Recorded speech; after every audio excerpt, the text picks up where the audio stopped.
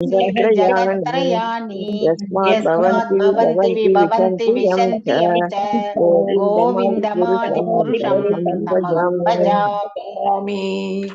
यश्चतुरेश सविता सकलाग्रहाणां राजा समस्त सुरमूर्तिरशेष तेजाः यस्या नया भ्रमति संवृत काल चक्रो गोविन्दमादिपुरुषं भजामि। यश्चक्षुरेश सविता सकलग्रहाणां राजा समस्त सुरमूर्तिरशेष तेजाः यस्या प्रमति संवृत्तकाल चक्रो गोविन्दमादिपुरुषं तमहं भजामि। यश्चक्षुरेश सविता सकलाग्रहाणां राजा समस्त यश्चक्षुरेश सविता सकलाग्रहाणां राजा समस्त सुरमूर्तिरशेष तेजाः यस्या नया भ्रमति संवृत काल चक्रो गोविन्दमादिपुरुषं तमहं भजामि। यश्चक्षुरेश सविता सकलग्रहाणां राजा समस्त सुरमूर्तिरशेष तेजाः यस्या प्रमति संवृत्तकाल चक्रो गोविन्दमादिपुरुषं तमहं भजामि। हरे कृष्ण माताजी। हरे कृष्ण माता, थैंक यू माताजी। இன்னைக்கு சைத்தன்யா கிளாஸ் நான் இருக்க மாட்டேன், நீங்க ரிவிஷன் பண்ணிக்கோங்க. மண்டேல இருந்து பார்க்கலாம். ரெகுலர் மார்னிங் கிளாसेस இருப்பேன். ஹரே கிருஷ்ணா. हरे कृष्ण माताजी। हरे कृष्ण माताजी। हरे कृष्ण राधिका माताजी, थैंक यू थैंक यू। हरे कृष्ण எல்லாருக்கும் thank you so much. Thank you माता। थैंक यू हरे कृष्ण। हरे कृष्ण माताजी। नमस्कार माताजी। नमस्कार प्रणाम माताजी। प्रणाम माताजी। प्रणाम எல்லாருக்கும் हरे कृष्ण। हरे कृष्ण माताजी। हरे कृष्ण माताजी। எல்லாருக்கும் हरे कृष्ण। हरे कृष्ण। हरे कृष्ण माताजी। नमस्कार नमस्कार माताजी। हरे कृष्ण माताजी। वणकम माताजी। वणकम माताजी। से लक्ष्मी माताजी। हरे कृष्ण हरे कृष्ण। ओम नमो भगवते वासुदेवाय। ओम नमो भगवते वासुदेवाय। ओम नमो भगवते वासुदेवाय। ओम अज्ञान ओम नारायणं नमस्कृत्यं नरं चैव नरोत्तमं देवीं सरस्वतीं व्यासं ततो जायं उदीरयेत् नष्टप्रायेषु बदरेषु नित्यं भागवत सेवयां भगवत्य उत्तम श्लोके भक्तिर्भवति नैस्तिकी। ओम अज्ञानतिमिरान्धस्य ज्ञानाञ्जनशलाकया चक्षुरुन्मीलितं येन तस्मै श्री गुरवे नमः। श्री चैतन्य मनोभीष्टं स्थापितं येन भूतले स्वयं रूपा गदा मह्यं तदा स्वपदान्तिकं। हे कृष्णा करुणा सिंधु दीनबंधु जगत्पते गोपेशा गोपिका कांत राधकांत नमस्तुते। तप्त कांचन गौरांगी राधे वृंदावनेश्वरी वृषभानुसुते देवी प्रणमामि हरिप्रिये। वाञ्छकल्पतरुभ्यश्च कृपा सिन्धुभ्य एव च पतितानां पावनेभ्यो वैष्णवेभ्यो नमो नमः। जय श्री कृष्ण चैतन्य प्रभु नित्यानंद श्री अद्वैत गदाधर श्रीवासदि गौर भक्त वृंदा। हरे कृष्णा कृष्ण कृष्ण हरे हरे हरे राम राम राम हरे हरे। எல்லாருக்கும் வணக்கங்கள்। கொஞ்சம் பேக்ரவுண்ட் நாய்ஸ் இருக்கிறவங்க மியூட் பண்ணுங்க। ஹரே கிருஷ்ணா ஹரே கிருஷ்ணா हरे कृष्ण माताजी। ஹரே கிருஷ்ணா மாதாஜி। நான் எல்லாரையும் மியூட் பண்ணிட்டேன்। யார் பேக்ரவுண்ட் நாய்ஸ் இல்லையோ அவங்க மட்டும் அன்மியூட் பண்ணுங்க। ஹரே கிருஷ்ணா। ஜய ராதே மாதவ कुंज बिहारी। जय राधा माधव कुंज बिहारी। जय राधा माधव कुंज बिहारी। जय राधा माधव कुंज बिहारी। जय गोपी जन वल्लभा सरदारी। जय गोपी जन वल्लभा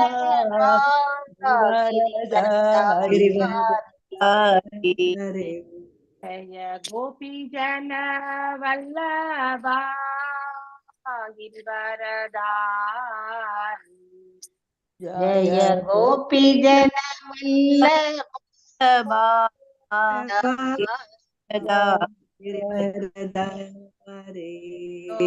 यशोदनन्दन ब्रजजन रञ्जन यशोदनन्दन रञ्जन यशोदनन्दन ब्रजजन रञ्जन यशोदनन्दन ब्रजजन रञ्जन यमुनतीरा पवनचारि यमुनतीरा वनचारी यमुनतीरा पवनचारि यमुनतीरा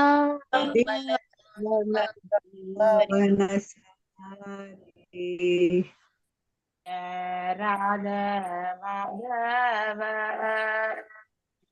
बिहारी जय माधव जय बिहारी जय राधा माधव बिहारी जय राधा माधव कुंज बिहारी गोपी जनवल्लभा गिरिवरदारी जय गोपी वल्लभा गिरिवरदारी गोपी जनवल्लभा गिरिवरदारी जय गोपी जन वल्लभ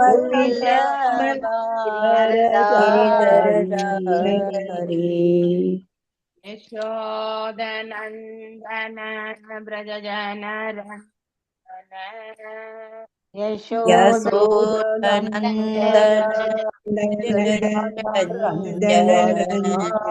यशोदनन्दन ब्रजजन रञ्जन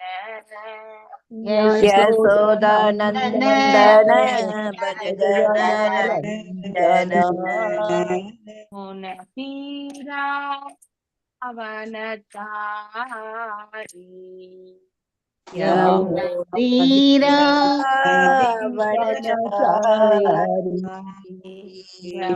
यमुनतीरा पवनचारी यमुनतीरा वनचारी जय राधा माधव कुंज बिहारी जय राधा माधव कुंज बिहारी हरे कृष्णा कृष्णा कृष्णा हरे हरे हरे कृष्ण हरे Ram Ram Hare Hare Hare Krishna Krishna Hare Hare Hare Ram Ram Hare Hare Hare Krishna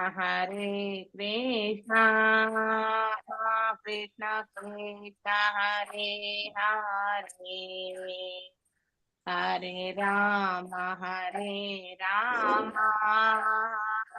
Ram Ram Hare Hare Hare Krishna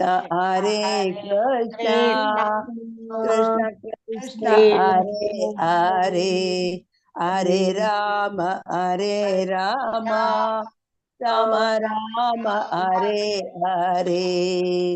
Hare Krishna, Hare Krishna, Krishna Krishna, Hare Hare, Hare Rama, Hare Rama, Rama Rama, Hare Hare, Hare Krishna, Hare Krishna, Krishna Krishna, Hare Hare, Hare Rama, Hare Rama, Rama Rama, Hare Hare. हरे कृष्णा माता जी हरे कृष्णा नमस्कार माता जी, प्रणाम माता जी. प्रणाम माता जी. Hare Krishna, Hare नमस्कार माता जी हरे Namaskar. Krishna, हरे कृष्णा माता जी, नमस्कार. हरे कृष्णा माता जी. நமஸ்காரம் எல்லாருக்கும். ஹரே கிருஷ்ணா ஹரே வந்தனங்கள். எல்லாம் வல்ல இறைவன் உங்க எல்லாருக்கும் நல் ஆரோக்கியம், நல்ல ஒரு ஹெல்த்தியான தாட்ஸ், அப்புறம் ஒரு அதாவது ஆரோக்கியமும் வழங்கட்டும். மேலும் இந்த பக்தி பாதையில நீங்க நல்லபடியாக முன்னேறணும்ன்ற பிரார்த்தனைகளோட இன்னைக்கு நான் இந்த செஷன் ஆரம்பிக்கிறேன். 16வது பதம் நாம இன்றைக்கு பார்க்கறது. நேற்றைய பதம் ரொம்ப ரொம்ப அற்புதமான பதம் இல்லையா? எவ்வாறு நாம பௌதிகத்துல பௌதிக பொருட்கள் மீது ஈர்க்கப்பட்டு அது பௌதிக பொருள் நம்மை விட்டு செல்லும் பொழுது நம்மையே நாம இழந்து விடுவது போல ஒரு ஃபீலிங் வர்றத ரொம்ப தத்ரூபமா நமக்கு இந்த பொருள் உரையில பிரபுபாதர் கொடுத்திருந்தார். நாமும் சில பிராக்டிக்கலா நம்ம வாழ்க்கையில நடக்கிறது எல்லாமே எடுத்து நம்ம எல்லாமே டிஸ்கஷன் ஆச்சு இல்லையா? சோ வாழ்க்கையில நம்ம எல்லா உறவர்களோடையுமே நமக்கு பந்தங்கள் உண்டு. ஆனா அந்த பந்தங்களை நாம எவ்வாறு எடுத்து செல்லணும்னா எதிர்பார்ப்புகள் இன்றி எடுத்து செல்லணும். எங்கே எதிர்பார்ப்புகள் இருக்கிறதோ அங்கே அதாவது அதீதமான துக்கமும் அதிகமான சந்தோஷம் என்ற தற்காலிகமான நிலைகள் உருவாகும். இது கண்டிப்பா நடக்கக்கூடிய ஒன்று. அதனால நம்ம யார் என்பதை புரிந்த பிறகு இந்த ஆத்மா எத்தனையோ பிறவிகள் எடுத்திருக்கின்றது, வெவ்வேறு உடல்களை தாங்கி சென்று வந்திருக்கின்றது என்பதையெல்லாம் நாம் உணர்ந்த பிறகு நாம மாத்திரம் கிடையாது, நம்ம வீட்டுல இருக்கிறவங்களும் அதே மாதிரிதான் எத்தனையோ பிறவிகள் எடுத்து வந்திருக்காங்க. இந்த ஜென்மத்துல பகவான் இவங்களோட நமக்கு பந்தத்தை ஏற்படுத்தி கொடுத்திருக்கார் இல்லையா? அதாவது நம்ம கர்மகளின் ஏற்றவாறு நமக்கு அதை கொடுத்திருக்கார் இல்லையா? அதற்கும் மூல காரணம் நம்ம வீட்டுல இப்படிப்பட்ட குழந்தைகள் பிறக்கிறதும் நமக்கு இப்படிப்பட்ட ஒரு தாய் தந்தையர் வாய்க்கிறதும் நம்முடைய கர்ம பலன் தான். அதனால நாம் எப்பவுமே அதாவது நாம தான் பலிகடா அப்படின்னு நம்ம என்றைக்கும் நினைக்க கூடாது. அது தவறு. ஏன்னா போன ஜென்மத்துல நாம் என்ன தவறு இழைத்தோம் என்பது நமக்கு தெரியாது. நம்ம 1 மணி நேரத்துக்கு முன்னாடி என்ன தவறு இழைத்தோம் என்றது கூட நம்மளால உணர முடியாத பக்குவ நிலையில் இருக்கக்கூடியவங்கதான் மீண்டும் மீண்டும் அதாவது பகவத்கீதையில இந்த ஆன்மாவை பற்றி கேட்கும் பொழுது அதாவது ரொம்ப ஆச்சரியமா பாக்குறாங்க சில பேர். அதை எத்தனையோ வாட்டி எடுத்துரைத்த பிறகு கூட அதை இன்னும் புரியாதது போல் இருக்கக்கூடியவங்களும் உண்டு. அப்படிப்பட்ட நிலையிலுமே இந்த பிரபஞ்ச வாழ்க்கையில வாழ்ந்து கொண்டிருக்கக்கூடிய மக்கள் இருக்கிறார்கள். மேலும் பக்தியினுடைய மேன்மை புரிந்து இல்லையா நம்ம கிட்ட தெய்வீகமான குணங்களை எல்லாம் நாம கண்டிப்பாக பரிபாலிக்கணும் அப்படிங்கிறத உணரக்கூடிய பக்குவம் நமக்கு மிக மிக குறைவாக இருக்கிறது இல்லையா? அதை நாம பக்தி தொண்டு பயிற்சி செய்வதன் மூலியமாக மட்டும்தான் அபிவிருத்தி செய்து கொள்ள முடியும். the divine qualities and the knowledge இல்லையா? 13வது அத்தியாயத்துல பகவான் சொல்லியிருக்கார் இல்லையா? எதெல்லாம் ஞானமாக அறிவிக்கின்றேன் சொல்லிட்டு 20 பண்புகளை சொல்லியிருக்கார். அதே மாதிரி எதெல்லாம் தெய்வீகமான குணங்கள் என்பதையும் பற்றி அதாவது 16வது அத்தியாயத்துல முதல் 3 ஸ்லோகத்திலையுமே பகவான் எடுத்துரைத்திருக்கிறார் இல்லையா? சோ இந்த 2 நிலைகளையுமே நிறைய காமன் பாயிண்ட்ஸ் இருக்கும் இதுல இந்த ஞானம் என்பதும் சரி தெய்வீகம் என்பதும் சரி ஒன்றாக இருப்பது போல நீங்க 2 பண்புகளையுமே பக்கத்துல வச்சு கம்பேர் பண்ணுங்க. அப்போ உங்களுக்கு மெஜாரிட்டி இருக்கிறது எல்லாமே ஞானமாக அறிவித்தது எல்லாமே தெய்வீகத்திலுமே இருக்கும். அப்ப நாம இந்த புலன்களை எல்லாம் தெய்வீகமாக்கக்கூடிய நிலைக்கு நாம் எடுத்து செல்ல வேண்டும் இல்லையா? அதுல முக்கியமானது ஒண்ணு என்னன்னா மன்னிக்கக்கூடிய தன்மையும் மற்றும் நம்ம அதாவது குற்றம் காண்பதில் விருப்பமின்மை. நம்மளை சுத்தி எத்தனையோ நிகழ்வுகள் என்பது நிகழ்ந்த வண்ணம் தான் இருக்கும். ஆனால் அந்த 2 பண்புகளை நாம அதிகமாக பயிற்சி செய்யணும் இல்லையா?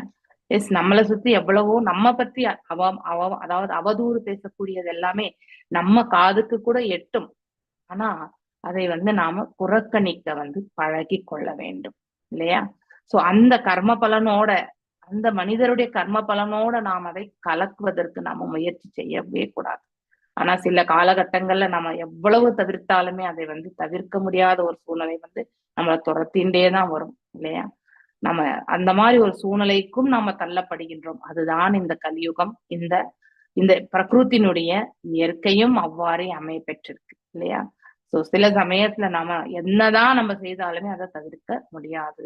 இப்படிப்பட்ட சூழ்நிலைகள் நம்ம எல்லாருக்குமே வாழ்க்கையில நிகழக்கூடிய ஒன்றுதான். அதனால அந்த பந்தங்களை வந்து அதோட நாம எதிர்பார்ப்புகளை வளர்த்து கொள்ளக்கூடாது. அப்படிப்பட்ட ஒரு சூழல் வந்தாலுமே நம்ம வந்து we should have a detachment way of handling the things இல்லையா?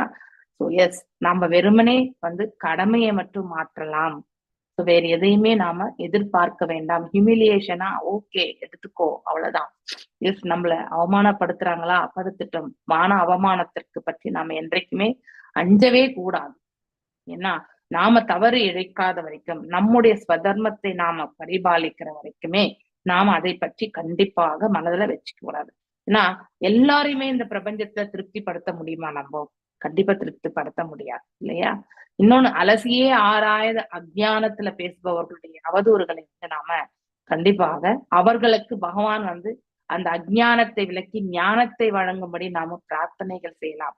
அவர்கள் நன்னிலை அடையணும்ன்ற பிரார்த்தனைகள் செய்யலாமே ஒழிய அந்த அதோட நம்ம பந்தத்தை, இதையே இவ்வளவு தூரம் நான் இன்சிஸ்ட் பண்ணி சொல்றேன்னா, அன்றாட வாழ்க்கையில வந்து நம்முடைய மனைவி, மக்கள் இல்லையா, மற்றும் வந்து சுற்றத்தார், நண்பர்கள், இப்படி இவங்க கிட்ட இருந்து நமக்கு அன்றாடம் இவ்வாறு இப்படிப்பட்ட நிகழ்வுகள் வந்து நிகழ்ந்த வண்ணம் தான் இருக்கும்.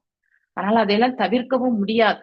ஆனால் அதை மனதில் வந்து நாம, அதாவது வெஞ்சன்ஸோ இல்ல வந்து அவங்க மேல வெறுப்போ நாம என்றைக்கும் வைத்துக் கொள்ளக்கூடாது. அது எவ்வாறு சாத்தியக்கூறு ஆகும் என்றால், நாம பற்றற்ற நிலையிலிருந்து செயல்படுத்தும் பொழுது, அவர்களிடத்தில் எந்த எதிர்பார்ப்பும் இல்லாமல் இருக்கும்போது ஆட்டோமேட்டிக்கலி அந்த பந்தம் வந்து நமக்கு வந்து அந்த அட்டாச்மெண்ட் வந்து இருக்காது இல்லையா? அவர்கள் ஒரு கடமை ஆற்றுகிறார்கள், நாம நம்ம கடமையை ஆற்றுறோம் அப்படிங்கிற வந்து எடுத்துக்கொண்டு நாம செல்ல வேண்டும். அவ்வாறு செல்லும் பொழுதுதான் நமக்கு பக்குவம் வந்து கிடைக்கும். இல்லை என்றால் நாம் எல்லாத்தையுமே இழந்த மாதிரி தான் நமக்கு ஒரு ஃபீலிங் கிடைக்கும் இல்லையா? செயல்களின் இடமாக, அது போல நமது செயல்களின் இடமாக, அதாவது இந்த கஷேத்திரம், இந்த பிரபஞ்சம் இல்லையா, உலக பொருட்களுடன் போலியாக நம்ம இணைத்துக் கொள்ளும் பொழுது, எஸ், நாம உரிமை உணர்வுகளோடு இருக்கோம், இதெல்லாம் என்னது அப்படின்னு நினைக்கும் பொழுது, எஸ், நான் இதை சாதிக்கிறேன் இல்லையா, அடுத்தவங்களுக்கு இந்த கெப்பாசிட்டி கிடையாது, எனக்கு மட்டும்தான் இதை கொடுத்திருக்காரு பகவான், ஐ எம் வெரி பர்ஃபெக்ட், நான் எதை கொடுத்தாலுமே இப்படிதான் செய்வேன் நான், இப்படிப்பட்ட இயற்கை நமக்கு உண்டு. இந்த சுபாவம் வந்து மனிதர்களாகிய நமக்கு உண்டு. ஆனா we should accept the people as it is இல்லையா? அவர்களுடைய குறை நிறைகளை வந்து நாம வந்து நம்ம பார்க்க கூடாது என்றாலும், அது நமக்கு புலப்பட்டாலுமே அதை வந்து குறைகளை வந்து நம்ம தவிர்த்து நிறைகளை மட்டும் எடுத்துட்டு போகக்கூடிய பக்குவத்தை வந்து நாம வளர்த்துக்கணும். நாம எல்லாருமே இன்னும் அதை அபிவிருத்தி செய்யக்கூடிய நிலையில தான் இருக்கோம். பகவானுடைய கருணையால நாம் அதை வந்து கண்டிப்பாக அடைய பெறணும்ன்ற பிரார்த்தனைகள். சோ இப்படி நாம இந்த போலி இதுல இருந்து நம்ம கண்டிப்பா வெளியே வரணும். இங்க எதுவுமே கிடையாது நம்ம வச்சுட்டு, அதாவது விட்டுட்டு போகிறதுக்கும் எடுத்துன்னு போகிறதுக்கும் எதுவுமே கிடையாது. நம்மதுன்னு எதுவுமே கிடையாது. அதனால நம்ம விட்டுட்டு போறதுனால வருத்தப்படவும் கூடாது. அதனால எடுத்துட்டு போகிறதுக்கும் நமக்கு இங்க எதுவுமே கிடையாது இல்லையா? இது இரண்டையுமே நாம புரிந்து கொண்டாலே வாழ்க்கையில நமக்கு எவ்வளவு பெரிய தொந்தரவுகள் இருந்தாலும் அது நமக்கு தொந்தரவாகவே தெரியாது இல்லையா? ஏவம் பிரத்யவம் ஸ்ருஷ்யாஸ்வ ஆத்மானம் பிரதிபத்யதே சாஹங்காரஸ்ய த்ரவ்யஸ்ய யோ வஷ்யதானுமனுக்ரஹ. எஸ், ஜெயஸ்ரீ கண்ணன் மாதாஜி இருக்கீங்களா? வாசிங்க. ஹரே கிருஷ்ணா. ஹரே கிருஷ்ணா மாதாஜி. கொடுக்குறேன் மாதாஜி. ஏவம் பிரத்யவம் ருச்சயாசா ஆத்மானம் பிரதிபத்யதே சாஹங்காரஸ்ய த்ரவ்யஸ்ய யோவஸ்தானமனுக்ரஹ. ஏவம் இவ்வாறு, பிரத்யவம் ருச்சிய புரிந்து கொண்ட பிறகு, அசௌ அந்த மனிதர், ஆத்மானம் தன்னை, பிரதிபத்தியதே உணர்கிறார், சாஹங்காரஸ்ய போலி ஆளுமையின் கீழ் ஒப்புக்கொண்டு, திரவியஸ்ய சூழ்நிலையின், யார் அவஸ்தானம் தங்குமிடம் அனுக்கிரக வெளிப்படுத்துபவர். மொழிபெயர்ப்பு. பக்குவத்தினால் ஒருவர் தன் தனித்தன்மையை புரிந்து கொள்ள முடிகிற பொழுது போலி அகங்காரத்தின் கீழ் அவர் ஏற்றுக்கொள்ளும் சூழ்நிலை அவருக்கு வெளிப்படுகிறது. பொருளுரை. மாயாவாத தத்துவவாதிகளின் கருத்து என்னவென்றால், ஒருவரது தனித்தன்மை போய்விடுகிறது என்னும் இறுதியான செயல் முடிவில் எல்லாம் ஒன்றாகிறது. அறிந்தவர், அறியப்படும் பொருள், அறிவு இவற்றுக்கிடையில் எந்தவித வேறுபாடும் இல்லை. ஆனால் நிமிட நேர ஆய்வினால் இது சரியல்ல என்பதை நாம் பார்க்க முடியும். அறிந்தவர், அறியப்படுகிறது, அறிவு ஆகிய மூன்று வேறுபட்ட தத்துவங்களும் ஒன்றாக சேர்கிறது அல்லது கலக்கிறது என்று ஒருவர் நினைத்தாலும் தனித்தன்மை ஒருபோதும் தொலைவது இல்லை. மூன்றும் ஒன்றாக கலக்கிறது எனும் கருத்து அறிவின் மற்றொரு வடிவமாகும். அறிவை உணர்பவர் இன்னும் இருப்பதால் அறிந்தவர், அறியப்படுவது, அறிவது இம்மூன்றும் ஒன்றானது என்று எப்படி ஒருவர் கூற இயலும்? இந்த அறிவை உணரும் தனிப்பட்ட ஆத்மா இன்னும் தனிப்பட்டதாகவே உள்ளது. உலகியல் வாழ்வு மற்றும் ஆன்மீக வாழ்வு இரண்டிலும் தனித்தன்மை தொடர்கிறது. ஒரே ஒரு வேறுபாடு அடையாளம் காணுதலின் தன்மையில் உள்ளது. உலகியல் வாழ்வின் தன்னை காணுதலின் தன்மையில் உள்ளது. உலகியல் வாழ்வின் போலி அகங்காரம் செயல்படுகிறது. போலியாக இனம் காணுதலால் ஒருவர் பருப்பொருட்களை அவை உண்மையில் எவ்வாறு உள்ளனவோ அதிலிருந்து வேறுபட்டதாக எடுத்துக் கொள்கிறார். அதுவே கட்டுப்படுத்தப்பட்ட வாழ்வின் அடிப்படை தத்துவம் ஆகும். அதுபோல போலி அகங்காரம் தூய்மையானதாகும் பொழுது ஒருவர் எல்லாவற்றையும் சரியான நோக்கில் எடுத்துக்கொள்கிறார். அதுவே வீடு பேராகும். எல்லாமே பகவானுக்கு சொந்தம் என்று ஈஷோபனிஷத்தில் குறிக்கப்பட்டுள்ளது. ஈஷா வாசியம் இதம் சர்வம். எல்லாமே பகவானின் சக்தியினால் செயல்படுகிறது. இதுவும் பகவத்கீதையில் உறுதி செய்யப்படுவதால் அவரது சக்தியில் இருப்பதால் அந்த சக்தி அவரிடமிருந்து வேறுபட்டதல்ல. ஆனாலும் பகவான் நான் அங்கு இல்லை என்று அறிவிக்கிறார். ஒருவர் தன் உடலமைப்பு நிலையை தெளிவாக புரிந்து கொள்ளும் பொழுது எல்லாமே வெளியாகிறது. பொருட்களை போலி அகங்காரத்தால் ஏற்றுக்கொள்ளல் ஒருவரை கட்டுப்படுத்துகிறது. பொருட்களை உள்ளவாறே ஏற்றுக்கொள்ளுதல் ஒருவரை விடுவிக்கிறது. முந்தைய பதத்தில் தரப்பட்டுள்ள சான்று இங்கு பொருந்துகிறது. ஒருவர் தன் பணத்துடன் தன்னை இனம் காணலில் மூழ்கி இருப்பதால் பணம் தொலையும் பொழுது அவர் தானே தொலைந்ததாக நினைக்கிறார். ஆனால் உண்மையில் பணத்தை வைத்து அவர் இனம் காணப்படுவது இல்லை, அல்லது பணம் அவருக்கு சொந்தமானது அல்ல. உண்மையில் நிலை வெளிப்படும் பொழுது பணம் எந்த தனிப்பட்ட மனிதருக்கும் அல்லது எந்த உயிரினத்திற்கும் சொந்தமானது அல்ல. அது மனிதனால் உருவாக்கப்படாதது என்பதை புரிந்து கொள்கிறோம். இறுதியில் பணம் பகவானின் சொத்தாகும். அது தொலைவது பற்றிய வினா எழாது. ஆனால் ஒருவர் நான் அனுபவிப்பவன் அல்லது நான் பகவான் என்று போலியாக நினைத்தவுடன் வாழ்வின் இந்த கருத்து தொடர்கிறது. ஒருவர் கட்டுப்பட்ட நிலையிலேயே இருக்கிறார். இந்த போலி அகங்காரம் நீக்கப்பட்டவுடன் ஒருவர் விடுதலை பெறுகிறார். ஒருவரின் உண்மையான இயற்கை அமைப்பு சார்ந்த நிலையானது முக்தி அல்லது விடுதலை என்று அழைக்கப்படுகிறது என்று பாகவதத்தில் உறுதி செய்யப்பட்டுள்ளது. Hare Krishna Mataji. Thank you so much. Hare Krishna. Thank you Mataji. Hare Krishna. ஏவம் பிரத்யவம் ருஷ்யாஸ்வ ஆத்மானம் பிரதிபத்யதே சாஹங்காரஸ்ய திரவ்யஸ்ய யோ வஷ்யாத்மானுக்ரஹ. ஏவம் இவ்வாறு, பிரத்யவம் ருஷ்ய புரிந்து கொண்ட பிறகு, அசௌ அந்த மனிதர், ஆத்மானம் தன்னை, பிரதிபத்தியதே உணர்கிறார், ச அகங்காரஸ்ய போலி ஆளுமையின் கீழ் ஒப்புக்கொண்டு, திரவ்யஸ்ய சூழ்நிலையில், யார், அவஸ்தானம் தங்குமிடம், அனுக்கிரக அதாவது வெளிப்படுத்துபவர். பக்குவத்தினால் ஒருவர் தன் தனித்தன்மையை புரிந்து கொள்ள முடிகிறது. போலி அகங்காரத்தின் கீழ் அவர் ஏற்றுக்கொள்ளும் சூழ்நிலை அவருக்கு வெளிப்படுத்தப்படுகிறது. இந்த மாதிரி ஒரு சூழல் அதாவது எப்ப நம்ம இந்த பௌதிகத்திலிருந்து ஆன்மீகத்தின் தரப்பில் நாம நம்மளை எடுப்படுத்தி செல்கின்றோமோ, அப்போ நாம செய்யக்கூடிய தவறுகள் எதுவா இருந்தாலுமே அதை நம்ம கண்டிப்பா புரிஞ்சு கொள்ள முடியும். எது வரைக்கும் வெறுமனே பௌதிகத்துல இருந்தோம்னு வச்சுக்கோங்க, அவங்க என்னதான் நாமத்தை போட்டாலும், என்னதான் காவி உடை கட்டினாலுமே அவங்க இன்னும் பக்குவமே அடையல. காவி கட்டுவதாலும் நாமத்தை போடுவதாலுமே நாம பக்தர்கள் ஆகவே முடியாது இல்லையா? பக்குவத்தை நாம வரவழைத்து கொள்ளணும். நாம யார் என்பதை இனம் காணக்கூடிய நிலையை தேடி ஆராயணும். அதை விடுத்துட்டு நம்ம எல்லாவற்றையோடையும் நம்முடைய ரிலேஷன்ஷிப்பை ஸ்ட்ராங் இல்லையா, இந்த பௌதீகத்திலேயே நம்முடைய உறவு முறைகளை ரொம்ப பலப்படுத்தி கொண்டு சென்றால் அதுல இருந்து நம்ம விடுபடுவது என்பது மிக மிக கடினமாகிறது. அப்ப அந்த மென்டாலிட்டி கூட எப்படி இருக்கும், அவங்களுடைய புத்தியும் மனசெல்லாம் எப்படி செயல்படும்னா உரிமை உணர்வுகளோட தான் செயல்படும் இல்லையா. எல்லாம் என்னது, யாருக்குமே எதையுமே கொடுக்க முடியாது. அடுத்தவங்களுக்கு ஏதாவது கொடுத்திருந்தா எனக்கு கொடுக்கலையே, அவங்களுக்கு மட்டும் கொடுத்துருக்காங்களே, இப்படி கம்பேரிசன் எங்க வருதோ அந்த இடத்துல வந்து அவங்க இன்னும் அஜ்ஞானத்துலதான் இருக்காங்க. அவங்க இன்னும் அகங்காரத்தை விடவில்லை.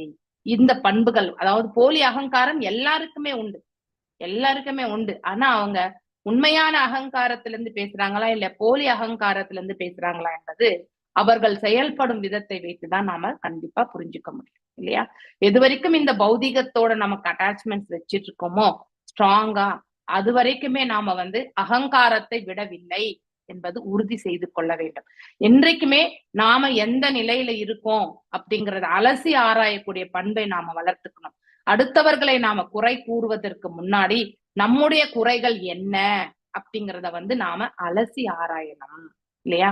லைஃப்ல வந்து எல்லாருமே தவறு இழைக்கக்கூடியவர்கள் தான். ஆனால் தவறு இழைத்த பிறகு நம்ம அடுத்தவர்கள் நம்ம கண்ணோட்டத்துல நம்ம தவறு இழைக்காதவர்களாக இருக்கலாம்.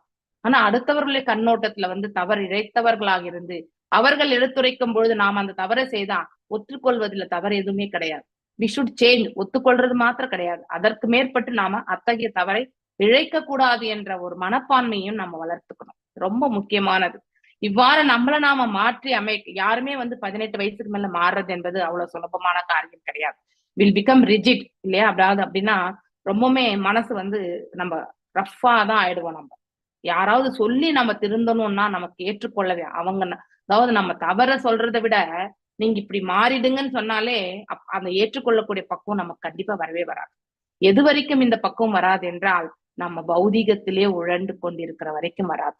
அந்த பௌதீகத்துல இருந்து நம்ம வந்து வெளியே வந்தாதான் நாம யாரு, நமக்கும் இந்த பிரபஞ்சத்திற்கு இருக்கக்கூடிய பந்தம் என்ன இல்லையா, நாம எதற்காக இங்க வந்திருக்கோம், என்ன செய்யணும், இதையெல்லாம் நாம உணர ஆரம்பிக்கும் பொழுது, ஆத்மாவை பற்றி புரிந்து கொள்ளும் பொழுது இல்லையா, ஆத்மாவுடைய உண்மையான நிலையை புரிந்த பிறகு கூட நாம் இன்னும் அந்த அட்டாச்மெண்ட்டை விடாம தான் நம்ம வந்து புடிச்சுட்டு இருக்கோம் இல்லையா. சோ அதாவது சில பேருக்கு வந்து பொருட்கள் மீது இருக்கக்கூடிய பற்று விடாது, நகை இல்லையா, அடுத்த ஆஸ்திகள், இந்த மாதிரியான பற்றுதல் என்பது கண்டிப்பாக இருக்கும். எல்லாம் நான், எல்லாம் என்னது, நான் தான் செய்யணும் அப்படிங்கிற ஒரு எண்ணம் இல்லையா. அந்த நான் என்பதை வந்து நாம ரொம்ப ஸ்ட்ராங்கா புடிச்சு வச்சிருப்போம். ஆனா அதே பக்குவத்தினால் ஒருவர் தனித்தன்மையை பற்றி புரிந்து கொள்ள அப்படின்னா நாம யாரு, இங்க நாம எதுவும் செய்யறது கிடையாது, நாம செயல்பட வைக்கப்படுபவர்கள் தான் இல்லையா. ஆத்மா வந்து தனித்து இயங்குவது கிடையாது, எல்லாம் வல்ல இறைவனால் இயக்கப்படுவதுதான். அவர் என்ன வழி நடத்துகிறாரோ அதை தான் நாம நடத்தி செல்கின்றோம். ஆனா அந்த குணாதிசயங்கள், கர்ம பலன்கள் இதெல்லாம் நாம தான் கொடுக்கக்கூடிய இன்புட் இல்லையா. சோ நாம என்ன கொடுக்குறோமோ அதற்கேற்றவாறு பகவானுடைய வழி நடத்துதல், நம்முடைய செயல்பாடுகள், நம்முடைய குணாதிசயங்கள் இல்லையா. ஒரே செயலை தத்துவத்துல ஒருத்தர் ஒரு மாதிரி செய்வாங்க, ரஜோல ஒரு மாதிரி செய்வாங்க, தாமசிக்ல ஒரு மாதிரி செய்வாங்க. இந்த 3 குணங்களுக்கு அப்பாற்பட்டு இருக்கக்கூடியவங்க செய்யக்கூடிய செயல்களும் வேறு இல்லையா. ஒரே செயலை வந்து நம்ம வந்து 4 விதமா செய்யறோம் இந்த பிரபஞ்சத்துல. ஏன்னா நம்முடைய குணாதிசயத்துக்கு ஏற்றவாறு, நம்முடைய கர்ம பலனுக்கு ஏற்றவாறு இல்லையா. ஒருத்தருக்கு கிடைக்கக்கூடிய அனுகிரகம் இன்னொருத்தருக்கு இல்ல அப்படிங்கிறது வந்து நான் அவங்களோட capacity, I am very capable of doing the things அப்படின்னு நம்ம நினைக்கலாம். ஆனா அவங்களுடைய கர்ம பலன், அவங்க கிட்ட இருக்கக்கூடிய அதாவது பாசிட்டிவ் திங்ஸ், அவங்க கிட்ட இருக்கக்கூடிய நெகட்டிவ் திங்ஸ், இதெல்லாமே வேறுபட்ட நிலைகள். சில விஷயங்கள்ல வந்து நம்ம அதை வந்து கண்டிப்பா செய்யவே முடியாது, கம்பேர் பண்ணவே முடியாது. ஏன் அவங்களுக்கு அப்படி இருக்கு, நமக்கு ஏன் இப்படி இருக்கு அப்படிங்கிற அந்த கம்பேரிசன் பௌதீகத்திலையும் ஆன்மீகத்திலையும் கண்டிப்பா வரவே கூடாது. கம்பேரிசன் வந்தாலே அங்க நெக்ஸ்ட் என்னது, எப்ப நமக்கு கொடுக்கல அவங்க கொடுக்கலன்னாக்கா அது கண்டிப்பா பொறாமையினுடைய குணாதிசயம். பொறாமையோட தான் நம்ம வந்து உலாத்திட்டு இருக்கோம் அப்படிங்கறது வந்து நாம ஃபர்ஸ்ட் நம்மள நாம எவாலுவேஷன் பண்ணிக்கணும். போலி அகங்காரத்தினுடைய விளைவுதான் அது. அது நம்ம அந்த உயிர் வாழியை தவறு சொல்லக்கூடாது. ஆனா அந்த உயிர் வாழியோட ஒட்டின்னு இருக்கக்கூடிய அந்த அகங்காரம் என்பது செயல்பட வைக்கிறது. மேலும் அந்த உயிர் வாழி எந்த குணத்துல இருக்கோ அதுக்கேற்றவாறு, எஸ்பெஷலி ரஜோகுணம், தாம்சிக் குணம் வந்து இந்த செயல்களை வந்து செய்ய வைக்கும். சோ போலி அகங்காரத்தின் கீழ் அவர் ஏற்றுக்கொள்ளும் சூழ்நிலை அவருக்கு வெளிப்படுகிறது. இதுதான் உங்களுக்கு நான் நிறைய வாட்டி இந்த ஸ்லோகத்துல, அதாவது ஆஃப்டர் 3-4 இயர்ஸ் ஒன்லி இந்த ஸ்லோகத்தை படிக்கும் பொழுது இது இப்படிதான்ன்றது வந்து இந்த இடத்துல எடுத்து காட்டப்படுகிறது. ஆனா உண்மையிலே நாம எந்த குணாதிசயம், நம்முடைய கர்ம பலன் நாம மரணிக்கும் பொழுது முந்தைய ஜென்மத்துல என்ன உணர்வுகளோட நாம வந்து மரணித்தோமோ, பெண்டிங்கா எதெல்லாம் வச்சிருந்தோமோ அதற்கேற்றவாறுதான் நம்முடைய சுபாவமே வெளிப்படுத்தப்படுகிறது. இத வந்து மாற்றி அமைக்க முடியாது. எப்படி நாய் வாழ நிமித்த முடியாதோ அதே மாதிரிதான் மனிதர்களுடைய குணாதிசயங்களுக்கு ஏற்றவாறு அவருடைய செயல்பாடுகளை நம்மளால மாற்றி அமைக்க முடியாது. அதனால பகவானே நம்மள இவ்வளவு மோசமான நிலையில இருக்கும்போது ஏற்றுக்கொள்ளும் பொழுது நாமும் அவ்வாறே அத்தகைய மனிதர்களை அவ்வாறு ஏற்றுக்கொள்ளக்கூடிய பக்குவத்தை மட்டும்தான் நாம வளர்த்துக்கணும். குறைகளை வந்து நாம கண்டுபிடிச்சுட்டே இருந்தா வாழ்க்கையில குறைகளை கண்டுபிடிக்கிறதுக்கு மட்டும்தான் நமக்கு டைம் இருக்குமே ஒழிய நிறைவுகளை பற்றி பேசுவதற்கு நமக்கு கண்டிப்பா டைம் இருக்காது. பொருளுரை.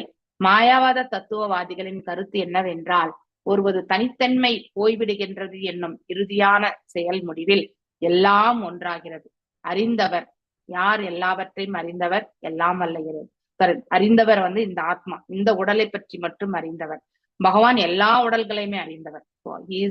அவர் எல்லா இதுலயுமே எல்லா ஜீவன்களிலுமே இருக்கார். சூப்பர் சொல்லலாம். நாம இந்த ஆத்மா இந்த கஷேத்திரத்துக்கு மட்டும்தான் இருக்கும். அறியப்படும் பொருள் யார்? எல்லாம். நாம் யாரை பற்றி தெரிந்து கொள்ள வேண்டும்? எல்லாம் வல்ல இறைவன். அறிவு, அதாவது இந்த உடல், ஆன்மா மற்றும் அந்த பகவான், இந்த மூன்று இருக்கக்கூடிய சம்பந்தம் என்ன? ஞான விஞ்ஞானம் இல்லையா? அதை பற்றி எல்லாம் வந்து இவற்றுக்கிடையில் எந்த வேறுபாடும் இல்லை. அப்படின்னா இந்த மூணும் எவ்வாறு இணைந்திருக்கின்றது என்பதை பற்றி நாம புரிந்து கொள்ளணும் இல்லையா? இந்த ஆத்மா எவ்வாறு செயல்படுகின்றது, இந்த ஆத்மா மேல இருக்கக்கூடிய அதாவது சூக்ஷ்ம உடல், அதுக்கப்புறம் ஸ்தூல உடல், அதனால் என்ன பாதிப்பு அடைகின்றது இல்லையா? இந்த ஆத்மா எங்கிருந்து வந்தது, இந்த ஆத்மாவுக்கும் அந்த பரமாத்மாவுக்கும் இருக்கக்கூடிய சம்பந்தம் என்ன, இதையெல்லாம் நம்ம வந்து கண்டிப்பா இதனுடைய இன்டர் கனெக்ஷன் வந்து நம்ம புரிஞ்சுக்கணும். எவ்வாறு இயக்கம் ஏற்படுகின்றது என்பது தெரிந்தாலே நம்ம இந்த ஜீவன் என்ன பண்றது, ஃபர்ஸ்ட்ல ஒன்றின் மீது அதாவது ஒரு நினைவை எடுத்து செல்கின்றது. இது வேணும் அப்படிங்கிற ஒரே ஒரு உணர்வு மட்டும்தான் இந்த ஆத்மா ஏற்படுத்துகிறது. ஆனா இந்த ஆத்மா என்ன ஏற்படக்கூடிய அந்த இது வந்து புத்திக்கு தான் வந்து அந்த இம்பல்ஸ் வந்து கொடுக்குது இல்லையா? அந்த உணர்வை வந்து யாருக்கு வந்து அனுப்பி விடுகின்றது? இன்டெலிஜென்ஸ். ஒவ்வொரு மனிதனுடைய புத்தியும் வேறுபட்ட நிலைதான். அந்த இன்டெலிஜென்ஸ் லெவலை பொறுத்து அந்த மனசும் வந்து அதே மாதிரி நிலையில தான் இயங்கும் இல்லையா? புத்தி சத்துவத்துல இருந்தா மனசும் சத்துவத்துல. ஆனா மனசு உண்மையிலே வந்து சத்துவ குணத்தை சார்ந்ததுதான். ஆனா நாம் என்ன பண்றோம்? இந்த புத்திக்கு ஏற்றவாறு நாம இந்த மனசையுமே அதனுடைய குணாதிசயத்தை மாற்றி விடுகிறோம் இல்லையா? அதனால மனது நண்பனும் கூட விரோதி. அவனை விட உண்மையான நண்பனும் யாரும் கிடையாது, அவனை விட மோசமான எதிரியுமே கிடையாது. எனிமி வந்து வெளியில கிடையாது, நமக்குள்ளதான் இருக்கு அப்படிங்கறது வந்து நாம தெரிஞ்சுக்கணும். சோ இந்த மனசை வந்து நாம பக்குவப்படுத்தி இந்த புலன்களையும் வந்து பாத்தீங்கன்னாக்கா டைரக்ஷன்ஸ் இல்லையா? இந்த புலன்கள் எவ்வாறு இயங்கணும்னு இந்த மனசுதான் வந்து என்ன பண்ணும்? அதாவது அதுதான் வந்து வழி நடத்தும் இல்லையா? இவ்வாறாக இந்த வழி நடத்தணும்னு இந்த ஆத்மா வந்து ஒன்றின் மீது ஆசை வைத்த பிறகு புத்தி அவ்வாறு செயல்பட்டு மனதும் அத்தகைய நிலையில எடுத்து செல்லும் பொழுது உள்ளுக்குள்ள இருந்து பகவான் நமக்கு என்றைக்குமே நன்மையை வந்து வழங்கணும்னு தான் நினைப்பார் இல்லையா? ஒரு தாய் தன் பிள்ளை வந்து நல்வழி படணும்னு தான் நினைப்பாளவில்லை, கெட்ட வழியில போய் சங்கடப்படணும்னு எந்த தாயுமே நினைக்க மாட்டான். அதே போலதான் பகவானும் ஹிருதயத்துல இருந்து கொண்டு நமக்கு வந்து இவ்வழி நன்றன்று, இந்த வழி போனா நல்லது அப்படிங்கிற ஒரு உணர்வு நமக்கு உள்ளுக்குள்ள ஏற்படும் பொழுது அவர்தான் நமக்கு வழி நடத்துகிறார் என்பதை நாம புரிந்து கொள்ள வேண்டும். அப்படி வரும் பொழுது நம்முடைய ஆசை இல்லையா, நம்ம கட்டுப்படுத்த முடியாத ஆசையில் இருந்தால், அதாவது சத்துவமற்ற நிலையில் இருந்தால் கண்டிப்பா அந்த வழி நடத்துதலையுமே நாம வந்து தாண்டி நாம என்ன உணர்கின்றோமோ அத்தகைய செயலையே நாம செய்து முடிப்போம் இல்லையா? சோ இப்படி நாம் ஆனா ஒரு நிமிட நேரம் ஆய்வினால் இது சரியல்ல என்பதை நாம் பார்க்க முடியும். அறிந்தவர் இல்லையா? அறியப்படுகிறது இல்லையா? அதான் ஒரு நிமிஷத்துல நம்ம வந்து இது நாம இது செய்யணும்னு நினைக்கும் பொழுது உள்ளுக்குள்ள வந்து இது கரெக்ட் கிடையாதுன்ற ஒரு உணவு வரும் பாருங்க. அதுதான் வந்து அது யாரிடத்திலிருந்து வருது? அறியப்படும் பொருளிடத்திலிருந்து வருகிறது. ஓகே, அறிவு ஆகிய மூன்று வேறுபட்ட தத்துவங்களும் ஒன்றாக சேர்கிறது, அது கலக்கிறது என்று ஒருவர் நினைத்தாலும் தனித்தன்மை ஒருபோதும் தொலைவது கிடையாது. இந்த உடலுக்கு இருக்கக்கூடிய தனித்தன்மை எப்பவுமே போகாது, ஆன்மாவினுடைய தனித்தன்மை எப்பவுமே வந்து போகாது, அந்த பரமாத்மாவுடைய தனித்தன்மையும் எப்பவுமே போகாது. இந்த மூன்றுக்குமே அதனுடைய இண்டிவிஜுவலா இருக்கக்கூடிய குவாலிட்டிஸ் வந்து கண்டிப்பா உண்டு, பண்புகள் இல்லையா? ஆன்மாவுக்கும் பரமாத்மாவுக்கும் இருக்கக்கூடிய இயல்புகள் ஒன்றானது. வெறுமனே அளவில் தான், ஆற்றலினுடைய அளவில் தான் வேறுபட்டதை ஒழிய அங்க என்ன தெய்வீகமான குவாலிட்டிஸ் இருக்கோ அவை அத்தனையுமே வந்து இந்த ஆத்மா வந்து ஏற்றுக்கொண்டு இருக்கும். அதுதான் உண்மையான நிலையும் கூட. ஆனா இதன் மீது படிந்திருக்கக்கூடிய அந்த மாசு, ஆன்மாவின் மீது படிந்திருக்கக்கூடிய மாசு எது? அகங்காரம் இல்லையா? அதனால வந்து புத்தியும் மனசும் செயல்படக்கூடிய விதம் தான் ஒருவரை வந்து பாவ செயலுக்கு வந்து தூண்டி விடுகின்றது இல்லையா? சோ ஏன்னா உள்ளுக்குள்ள ஆன்மா வந்து நல்ல நிலையில தான் இருக்கு. ஆனா அதன் மீது படிந்த மாசுகளால் அது வந்து அதனுடைய எண்ண ஓட்டம் என்பது தவறான பாதைக்கு வந்து இட்டு செல்கிறது இல்லையா? சோ அது குணாதிசயத்தின் அடிப்படையில் அந்த ஆன்மாவும் வந்து செயல்படுகிறது. சோ அதனுடைய ஒவ்வொன்றினுடைய நிலை தனித்தன்மை என்றைக்குமே விட்டு போகாது. இந்த ஸ்தூலம் இருக்கே, இந்த ஸ்தூலம் வந்து இம்மீடியட்டா வந்து ஒன்றை ஏற்றுக்கொள்ளாது. மாற்றம் என்று வரும்போது மனசு மாறிவிடும். ஆனால் உடனடியா அதை வந்து வெளிப்படுத்தும் பொழுது கண்டிப்பா மாறாது. ஃபார் எக்ஸாம்பிள், நம்ம நிறைய ஆண்டுகள் வந்து ஒரு சிறிய மனஸ்தாபத்தால 2 குடும்பங்கள் பிரிந்திருந்ததுன்னு வச்சுக்கோங்க. அவங்க ஒன்று கூடும் பொழுது அவங்க மனசளவுல வந்து எஸ் இவங்களை நம்ம தப்பா நினைச்சிட்டோமேன்னு ஒரு ஃபீலிங் 2 தரப்புலயும் இருக்கும். ஆனா அதனுடைய பாவம் வந்து இம்மீடியட்டா நம்ம இந்த உடல் வந்து கண்டிப்பா, ஏன்னா எத்தனையோ ஆண்டுகள் வந்து அவங்க கிட்ட தூரமா இருந்து பழகி அந்த உடல், அவங்கள பார்த்த உடனே நம்ம தூரமா ஒதுங்கி போய் நினைக்கக்கூடிய அந்த உடல் இமீடியட்டா போய் அவங்க கிட்ட வந்து அன்பை வந்து பரிமாற்றம் செய்யாது இல்லையா? மனசு வந்து கண்டிப்பா வந்து சொல்லும் அவங்கள நம்ம வந்து நம்முடைய அதாவது நம்முடைய அதாவது விருந்தினர்கள் அப்படின்றது வந்து இது மனசுல வந்தாலுமே அந்த பாவம் என்பது இந்த உடல்ல வரவே வராது. இட் வில் டேக் டைம் இல்லையா? ஏன்னா அதுதான் ஸ்தூலத்தினுடைய தன்மை. ஆனாதான் அந்த இதை ஏன் இவ்வளவு இதுவா சொல்றேன்னாக்கா, ஒவ்வொரு அதாவது எலிமெண்ட்னுடைய இதுவுமே வந்து அதனுடைய தன்மையில தான் செயல்படும். அதுக்கு இருக்கக்கூடிய இண்டிவிஜுவாலிட்டி வந்து கண்டிப்பா மாற்றி அமைக்க முடியாது. ஒரு 2-3 முறை அவங்களோட நம்ம வந்து பேசின பிறகுதான் அந்த அந்த ரிலேஷன்ஷிப் கூட வந்து நார்மல் ஆகும். அதுக்கேத்த மாதிரிதான் இந்த உடலும் வந்து அட்ஜஸ்ட்மெண்ட் கிடைக்கும். அது வரைக்குமே இந்த உடல் வந்து அட்ஜஸ்ட்மெண்ட் ஆகவே ஆகாது. மாற்றம் அதாவது ஆன்ம ரூபத்திலும் சரி, சூக்ஷ்ம உடல்ல கூட மாற்றம் வந்தாலும் ஸ்தூல உடல்ல வந்து இம்மீடியட்டா அதனுடைய இம்பாக்ட் இருக்காது. அது கெட்ட பாவமா இருந்தாலும் சரி, நல்ல பாவமா இருந்தாலும் சரி. இத்தனை வருடம் வந்து நம்ம அதாவது நல்ல மனிதர்களோட பேசிட்டு இருக்கோம், அவங்க தவறு எழுத்திட்டாங்கன்றதுக்காக அவங்க கிட்ட நம்ம தூரமா ஒதுங்கணும்னா கூட இம்மீடியட்டா முடியாது. 2 விதமான செயல்களுமே கண்டிப்பா நம்ம பிராக்டிக்கல்ல எக்ஸ்பீரியன்ஸ் ஆயிருக்கும். நீங்களும் வந்து அதை எப்பயாவது நீங்க பாருங்க. சோ ஆனா இப்ப நம்ம அந்த எந்த விரோதத்தன்மையும் நம்ம வச்சுக்க கூடாது. அதுதான் உண்மையாலே நல்லது. அவங்கள நம்ம மதிக்கலனாலுமே நாம அவங்களுக்கு ரெஸ்பெக்ட் கொடுக்கக்கூடிய பண்பை மட்டும் நாம வளர்த்துக்கணும் இல்லையா? மூன்றும் ஒன்றாக கலக்கிறது என்னும் கருத்து அறிவின் மற்றொரு வடிவமாகும். இது 3மே ஒன்றாக கலக்கிறதுன்னு நம்முடைய இன்டெலிஜென்ஸ் விதமா நாம நினைக்கிறோம். அறிவை உணர்பவர் இன்னும் இருப்பதால் அறிந்தவர் அறியப்படுவது அறிவு 3 ஒன்றானது என்று எப்படி கூற இயலும் ஒருவர் இல்லையா? அதாவது அறிவை பற்றி உணர்பவர் இது எல்லாமே ஒன்றா கலக்கிறதுன்னு நம்ம சொல்லவே முடியாது.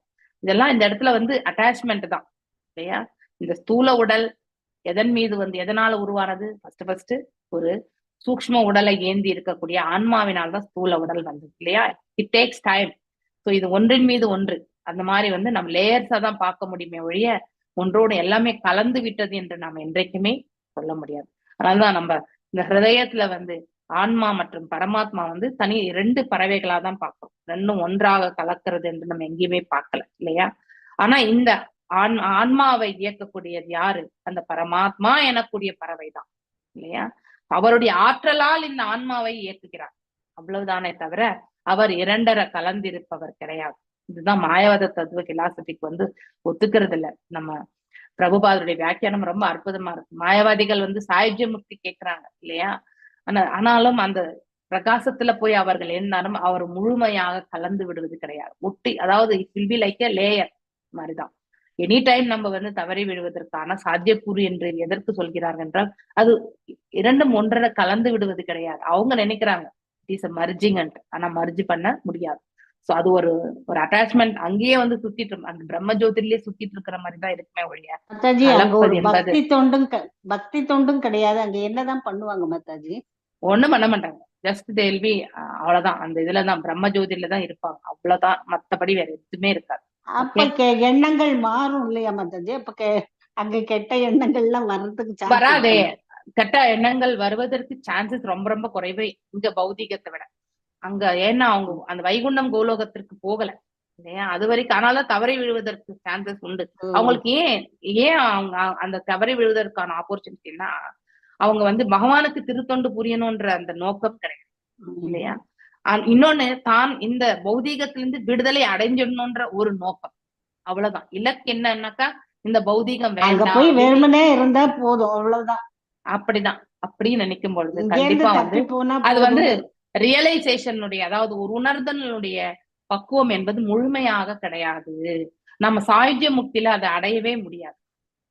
அதனாலதான் நம்ம மீண்டும் வந்து அங்கேயே வந்து, அதாவது எல்லா வாயில் காப்பாளர்களுமே இருக்காங்க, எந்த இடத்துக்கு போனாலுமே உள்ள அனுமதி கிடையாது இல்லையா. சோ கண்டிப்பா என்ட்ரி கிடையாது. அதாவது வைகுண்டத்திற்கோ கோலோகத்திற்கோ என்ட்ரி கிடையாது. they have to stay in the பிரம்ம ஜோதிர்ல மட்டும்தான். ஆனா அதற்கு அப்பாற்பட்டு பகவானுடைய ரூபத்தை தரிசனம் பெறுவதற்கான பாக்கியம் என்பது அவர்களுக்கு கிடையாது. அவர்களுடைய உணர்தல், நம்ம அவங்க தப்பா சொல்லக்கூடாது, அவங்க உணர்தல் லெவல அவ்வளவுதான் முடிச்சிருக்காங்க, அவ்வளவுதான். இவ்வளவுதான் பகவானுடைய ஆற்றல் மட்டும்தான் நினைக்கிறாங்க.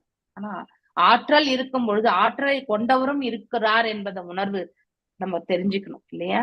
சோ இந்த ஆற்றல் எங்கிருந்து வருதுன்றது, that is a source of the energy இல்லையா. அந்த சோர்ஸ் ஆஃப் எனர்ஜி என்ன இல்லாமலே எனர்ஜி மட்டும் இருக்குமா? சோ அது தவறு இல்லையா. அது அந்த மாதிரி ஒரு உணர்தல் வந்து அவங்களுடைய லெவல், புரிஞ்சுக்கின லெவல் அவ்வளவுதானே தவிர நெக்ஸ்ட் பரமாத்மா பகவான் இப்படி முழுமையாக தெரிஞ்சுக்கிறது அந்த பிரம்ம ஜோதிரை கடந்துதான் நாம வந்து பார்க்கணும் இல்லையா. சோ இதைதான் இந்த இடத்துல ரொம்ப அழகா சொல்லப்பட்டது. என்ன பிரயோஜனம் இருக்கும் மாதாஜி? கரெக்ட். ஏன்னா அவங்க, அதாவது இந்த பிரபஞ்சத்தில் பகவான் அவதரிக்கும் பொழுது அதையும் மாயை என்று அவர்கள் கருதுகிறார்கள். அதுதான் அவர்களுடைய தவறு. பகவான் மாயைக்கும் பகவானுக்கும் சம்பந்தமே கிடையாது. மாயை அவரிடமிருந்து பிரிந்து வந்த ஜடசக்திகளில் ஆளான இல்லையா. ஆனாலும் அதிலிருந்து அவர் சுதந்திரமாகத்தான் இருக்கிறாருன்னு 9th சாப்டர் பகவத்கீதையில நம்ம படிக்கிறோம். அவர்களில் நான் இல்லை என்று சொல்வார் இல்லையா. அதாவது என்னில் அவர்கள் இருக்கிறார்கள், அவர்களில் நான் இல்லை அப்படின்னு சொல்லக்கூடிய காரணம் என்ன? நாம் எல்லாம் பின்ன பகுதிகள்ல வந்து நித்தியமாக இருக்கக்கூடிய வாசிகள் இல்லையா. அப்படி இருக்கும் பொழுது அந்த இயல்பினால் பகவானும் நாமும் ஒன்றுதான், இயல்பு குவாலிட்டி வைஸ் இல்லையா, நித்தியத்தன்மையில. ஆனா நாம் எல்லாம் பௌதிகத்திலேயே உழண்டு கொண்டிருக்கும் பொழுது பகவான் நிர்குணவான், அந்த பௌதிகத்தோடு அவர் கலப்பது கிடையாது. அதனால்தான் அவர்களில் நான் இல்லை அப்படின்னு சொல்லியிருக்கார் பகவான் இல்லையா. நாம் எது வரைக்குமே பௌதிகம் பௌதிகம் என்று உழண்டு கொண்டிருக்கிறோமோ அந்த இடத்துல கண்டிப்பா பகவான் கிடையாது. இஸ் அபவ் த பௌதிகம். அதை நாம தெரிஞ்சுக்கணும் இல்லையா. மீண்டும் ஒரு முறை 9th சாப்டர் போய் வாசிச்சீங்கன்னா உங்களுக்கு அது நல்லா புரியும். உலகியல் வாழ்வு என்பது மற்றும் ஆன்மீக வாழ்வு இரண்டிலும் தனித்தன்மை தொடர்கிறது, பேரலல் இட் இஸ் இல்லையா. ரயிலுக்கு தண்டவாளம் வந்து பாத்தீங்கன்னாக்கா கடைசி வரைக்கும் அந்த 2 தண்டவாளம் ஒன்றாகவே கூடாது இல்லையா. அந்த மாதிரிதான் போகும். ஆன்மீகம் ஒன்று, பௌதிகம் ஒன்று. இது ரெண்டையுமே வந்து நம்ம பேலன்ஸ் பண்ணி எடுத்துட்டு போனாதான். சோ அதாவது நம்ம வந்து கடைசி இலக்கு வந்து அதாவது பகவானுடைய திருப்பாதத்துக்கு சேர முடியும். அதை விடுத்துட்டு நம்ம வந்து ரெண்டத்தையுமே மிக்ஸ் பண்ணோம்னா கண்டிப்பா முடியாது. நம்ம வந்து ஒரு கிச்சடி மாதிரிதான் ஆயிடுவோம் இல்லையா. சோ ஒரே வேறுபாடு அடையாளம் காணும் தன்மையில் தான் உள்ளது. இதுதான் நாங்க வேறுபடுத்தி பார்க்கணும். சோ நம்ம we need to analyze. பௌதீகத்தில் ஈடுபட்டாலும் இந்த செயலினுடைய விளைவுகள் எப்படி இருக்கும், இது யாருக்கு என்ன ப்ராப்ளம் வரும் இல்லையா. சோ இந்த செயல் எவ்வாறு ஆற்ற வேண்டும், பக்குவமாக எவ்வாறு ஆற்றுவது, இதெல்லாம் ஆன்மீகத்தில் செல்பவர்களுக்கு இதான் அலசி ஆராயக்கூடிய குணாதிசயம் கண்டிப்பா வரும். எது வரைக்கும் ஆன்மீகத்தின் தரப்பில் செல்லவில்லையோ அவர் பௌதிகத்தில் நான் செய்கிறேன் இல்லையா அப்படிங்கிற அந்த அகங்காரத்தை, தெய்வீ அசூர சம்பந்த விபாக யோகத்துல போனீங்கன்னா 4 ஸ்லோகங்கள் இருக்கும். இது முன்னாடி கூட ஒரு வாட்டி சொல்லியிருக்கேன் நானு. எஸ், நான் இவ்வளவு செல்வந்தன் இல்லையா, என்னுடைய இது அத்தாரிட்டி இல்லையா, நான் என்னுடைய எதிரியை வந்து வதைத்து விட்டேன் இல்லையா, இன்னும் எனக்கு இருக்கக்கூடிய பல எதிரிகளையும் நான் வதைத்து விடுவேன் அப்படின்லாம் பேசக்கூடியவர்கள் இல்லையா. எஸ், அப்படின்னா அவங்களுக்கு பேசிக்கலி அவர்தான் கடவுள் என்ற எண்ணம். ஏன்னா நான் தான் ஆளுமை, எனக்குள்ளதான் எல்லாருமே கேட்கணும் அப்படின்னும் பொழுது கடவுள் என்பவரை அவர் ஏற்றுக்கொள்ளவே மாட்டாங்க. நானே கடவுள் என்று நினைக்கக்கூடிய தன்மை, அப்படிப்பட்ட குவாலிட்டிஸ் தான் அவங்க வந்து வளர்த்து கொள்வாங்க. சோ அவங்களுக்கு பேசிக்கலி அஜ்ஞானத்தில் உழந்து கொண்டிருப்பவர்கள் அவர். உலகியல் வாழ்வின் தன்மை காணுதலின் தன்மையில் உள்ளது. ஏன் உலகியல் வாழ்வின் தன்னை காணுதலில் தன்மை உள்ளது. இந்த பிரபஞ்சத்துல நம்மள வந்து வேறுபடுத்தி காணக்கூடிய அந்த குவாலிட்டியில தான் வந்து நம்முடைய குவாலிட்டியே இருக்கு இல்லையா. உலகியல் வாழ்வில் போலி அகங்காரம் செயல்படுகிறது. இங்க ஃபால்ஸ் ஈகோ தான் நடக்கிறதே. போலியாக இனம் காணுதலால் ஒருவர் பருப்பொருட்களை அவர் உண்மையில் எவ்வாறு உள்ளனவோ அறிதலிலிருந்து வேறுபட்டதாக எடுத்துக் கொள்கிறார் இல்லையா? அதுவே கட்டுப்படுத்தப்பட்ட வாழ்வின் அடிப்படை தத்துவமாகும். அது போல போலி அகங்காரம் தூய்மையானதாகும் பொழுது ஒருவர் எல்லாவற்றையும் சரியான நோக்கில் எடுத்துக்கொள்கிறார். அதுவே வீடு பேராகும். ரொம்ப அழகான வியாக்கியானம் இது இல்லையா? நாம் எதுவரைக்கும் பௌதீகத்தினுடைய அந்த அகங்காரத்திலிருந்து அந்த கோணத்திலிருந்து நாம பாக்குறோமோ அந்த வஸ்துவனுடைய உண்மையான நிலையை நம்மளால என்றைக்குமே உணர முடியாது. நாம யூகங்கள் அமைத்துக் கொள்ளலாம், இது இப்படித்தான் நாம் நினைக்கலாமே தவிர அதனுடைய உண்மையான தாத்பரியத்தை நாம புரிந்து கொள்ள முடியாது. ஃபார் எக்ஸாம்பிள், ஒரு நியோஃபைட் டிவோட்டி இல்லையா, ஒரு கனிஷ்ட அதிகாரி அவருக்கு ஒரு குரு ஏற்றுக்கொள்கிறார் என்றால் அவருக்கு ஒரு நல்ல மார்க்கம், குரு என்பது அவருடைய டிசைபிள்ஸ் இல்லையா, அவங்கள நல்வழிப்படுத்தணும். அதுதான் குருனுடைய அதாவது கடமையே. சோ ஒரு டிசைபிள் வழி தவறி போறாங்கன்னாக்கா அவங்கள இழுத்துட்டு ஏன்னா எல்லாமே கனிஷ்ட நிலையில இருக்கும்போது தவறுதல் என்பது கண்டிப்பா நிகழும். ஆனா அவர்கள் நல் மார்க்கத்திற்கு இட்டு செல்ல வேண்டியது குருனுடைய அனுகிரகம் இல்லையா? அப்படி இருக்கும்போது இந்த கனிஷ்ட அதிகாரி அவருடைய கோணமே நோக்கக்கூடிய ஒரு பொருட்டையுமே பார்க்கக்கூடிய நோக்கம் எல்லாமே பௌதீகத்துலதான் இருக்கும் மெஜாரிட்டியா. அவங்களுக்கு பௌதீகம் ஆன்மீகத்தை வேறுபடுத்தி காணக்கூடிய அந்த பக்குவம் இருக்காது. ஆனா அது உண்மையில் எவ்வாறு உள்ளனவோ அதுல இருந்து வேறுபட்டதாக எடுத்துக்கொள்கிறார். அப்படின்னா அவங்க பார்க்கக்கூடிய கண்ணோட்டமே வேறு, அதனுடைய உண்மையான அதாவது இயல்பே வேறு. இப்படிப்பட்ட ஒரு நிலையை தான் அந்த உயிர் வாழி கட்டுண்ட நிலையில இருக்கக்கூடிய குவாலிட்டிஸே இதுதான். அதே போல இது எதனாலன்னா அவங்களுக்கு அகங்காரம் இருப்பதால் அவ்வாறே அவர் நினைக்கிறார் இல்லையா?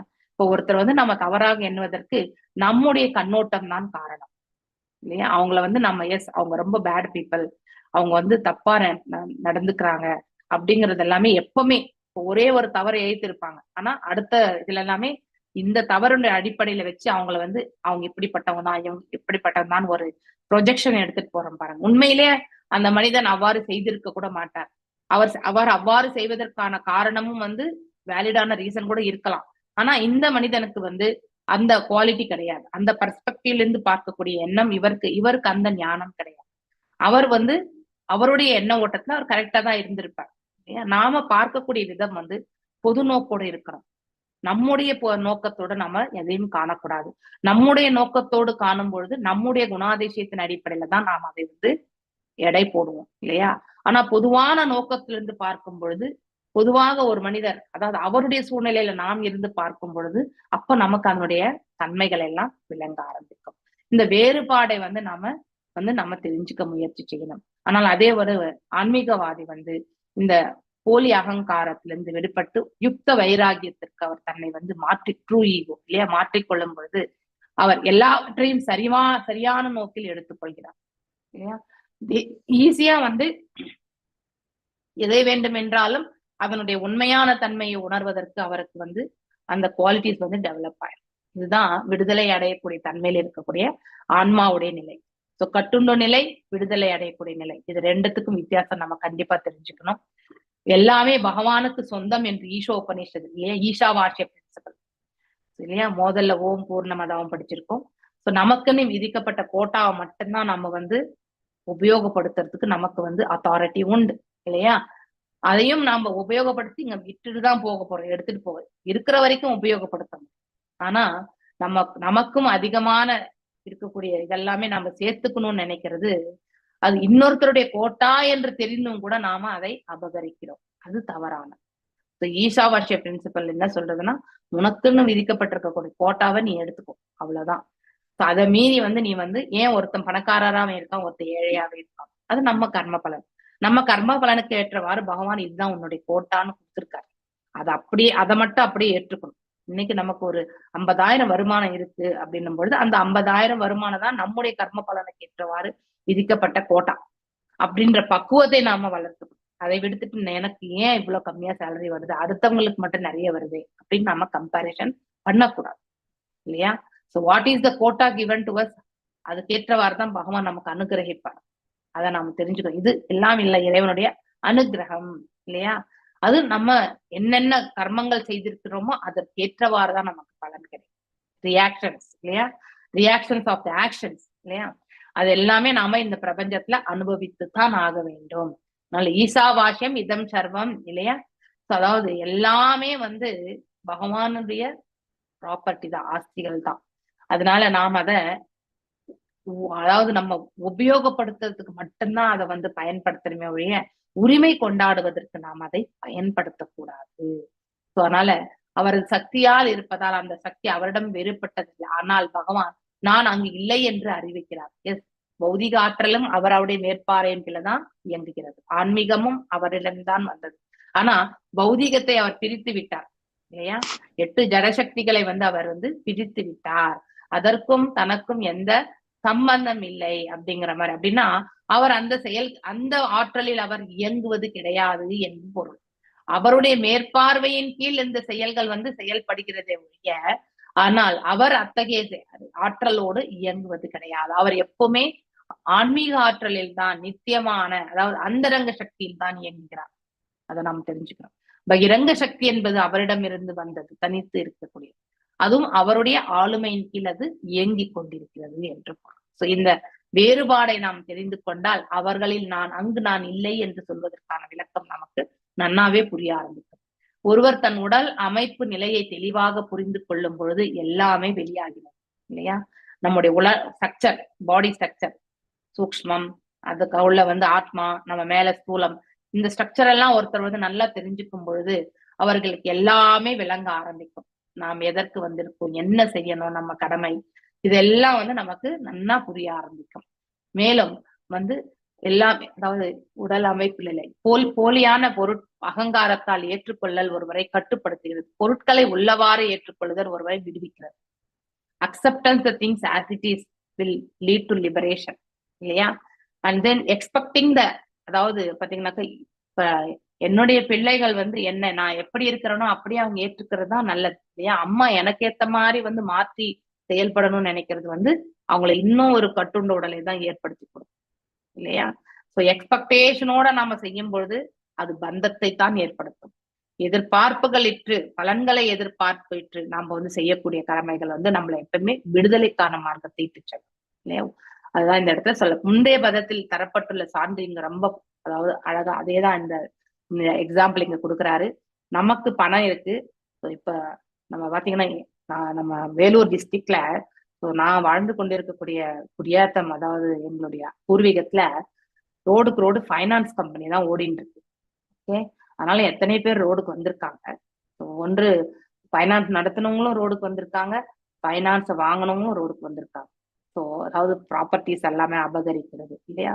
3 ரூபாய் வட்டி, 10 ரூபாய் வட்டி, இப்படி எல்லாம் வந்து ஏதாவது கொடுக்குறாங்க இல்லையா? ஸோ அப்போ பணத்தை கொடுத்துட்டு ஏமாந்தவங்களும் உண்டு, வாங்கிட்டு அவன் ஊரை விட்ட ஓடி போனவனும் உண்டு வாங்கிண்டவன். இன்னொன்னு பணத்தை வாங்கினவன் வந்து எல்லாத்தையுமே தொலைச்சிட்டு எதுமற்ற நிலையில வந்து இருக்கக்கூடியவர்களும் உண்டு. இதுதான் இன்றைக்கு நடந்து கொண்டிருக்கக்கூடிய சூழல் இல்லையா? அப்போ அந்த மாதிரி ஒரு சுச்சுவேஷன்ல இருக்கும்போது அவங்க முகத்துல சோகம் மட்டும்தான் வெளிப்படும் இல்லையா? பணம் போனதுனால எல்லாமே போயிடுச்சே அப்படின்னு உட்கார்ந்து இருக்கவங்களும் உண்டு இல்லையா? இது என்னுடைய ஃபேமிலிலேயே ஒருத்தருக்கு நிகழ்ந்திருக்கிறதுனாலதான் அதை நான் ஃபீல் பண்றேன். முகமே சோகமா உட்காந்துருக்கு. ஏன் அப்படின்னு வந்து அடுத்தவங்க சொல்லும்போது, எஸ் இந்த மாதிரி 15 lakhs வாங்கிட்டு அவங்க ஊரை விட்டா ஓடிட்டான், 15 லட்சம் போயாச்சு, ஒன்னும் பண்ண முடியாது இல்லையா? மகளுடைய திருமணத்திற்காக வைத்திருந்த காசை ஃபைனான்ஸ் நடத்தி அபிவிருத்தி செய்யலாம்னு நினைச்சவங்க அந்த 15 லட்சமும் போயாச்சு. என்ன பண்ண முடியும்? இப்ப பெண்ணுக்கு திருமணம் பண்ண முடியல, கையில இந்த காசும் கிடையாது. இப்படிப்பட்ட ஒரு சூழல் இருக்கும் பொழுது என்ன ஆகும்? அவங்களுக்கு மனசு விரக்தி தான் வரும் இல்லையா? ஏன்னா அந்த பணத்தோடு அவர்களுக்கு இருந்த உறவு இல்லையா? அந்த பணத்தை வைத்து அவர் செய்த செயல்கள் இல்லையா? அந்த பணம் தன்னை விட்டு சென்ற பிறகு அதனால் அவருக்கு ஏற்பட்ட விரக்தி. இப்ப பணம் வந்து எப்பவுமே அவங்க போனதை பத்தி கவலைப்படுறது உண்மைதானே. அவங்க எவ்வளவு கஷ்டப்பட்டு மாதாஜி, அதுதான் நீங்க என்ன பண்ணணும்னாக்கா, உங்களுக்கு பேங்க் இருக்கு, பேங்க்ல போட்டு வட்டி வாங்கிட்டு சாப்பிடுங்க இல்லையா? அதை விடுத்துட்டு நீ வந்து 3 ரூபாய் வட்டிக்கும் 10 ரூபாய் வட்டிக்கும் நீ கொடுத்தீங்கன்னா அந்த வட்டி மட்டும் கட்டிகிட்டே இருக்க. இது வந்து எடுத்துன்னு போனவங்க ஒரு பக்கம், இன்னொருத்த வந்து எல்லாத்தையுமே இழந்து ஆஸ்திகளையும் எல்லாமே வந்து அபகரிச்சக்கூடிய ஒருத்தரும் இருக்காங்க. அப்படி 2 பிராக்டிக்கலா நான் பார்த்துட்டேன். நம்ம வந்துட்டு கோல்டுக்கு எல்லாம் கொண்டு போய் கொஞ்சம் கொஞ்சமா சேர்க்கிறோம், 100 ரூபாய் 500 ரூபான்னு சீட்டை போட்டா எல்லாத்துக்கும் கேட்டா மாதாஜி அந்த மாதிரி பண்ணி என்ன பண்ண? அதெல்லாம் கூட உண்டு. சீட்டு நடத்துறவங்களும் ஓடிடுவாங்க, சீட்டு எடுத்தவங்களும் ஓடிடுவாங்க. 2 பக்கமும் உண்டுன்ற நான். இரு தரப்பிலுமே தவறு இல்லையா? இந்த சீட் ஃபைனான்ஸ் இது எல்லாமே வந்து சீட் ஃபைனான்ஸ் எல்லாம் வந்து என்னைக்குமே நல்லதே கிடையாது. உங்ககிட்ட காசு இருக்கு, yes yes, full and full expectation, எனக்கு இவ்வளவு வரும், இதை நான் அப்படியே இப்ப 15 லட்சம் இருக்கு, நீங்க 3 ரூபாய் வட்டின்னா மாசத்துக்கு எவ்வளவு வரும் சொல்லுங்க? 1 லட்சத்துக்கு 3000 இல்லையா? அப்ப 15 லட்சத்துக்கு வந்து 45,000 வரும் இல்லையா? மாசத்துக்கு வருமானம் 45,000, மினிமம் 3 ரூபாய் வட்டின்னா கூட. 10 ரூபாய் வட்டின்னா அப்படியே அது இன்னும் மோசம். ஸோ அந்த 10 ரூபாய் வட்டியை இந்த அசல் அவன் எத்தனை ஒரு வருஷத்துலயே, ஒரு 1.5 வருஷத்துலயே எடுத்துருவான் இல்லையா? ஸோ அவன் வாங்கிட்டு போனவன் பாரு, அவன் வந்து ரோடுக்கு தான் உட்காந்துருப்பான், எல்லாத்தையுமே இழந்துட்டு இல்லையா? சோ இது எதனால?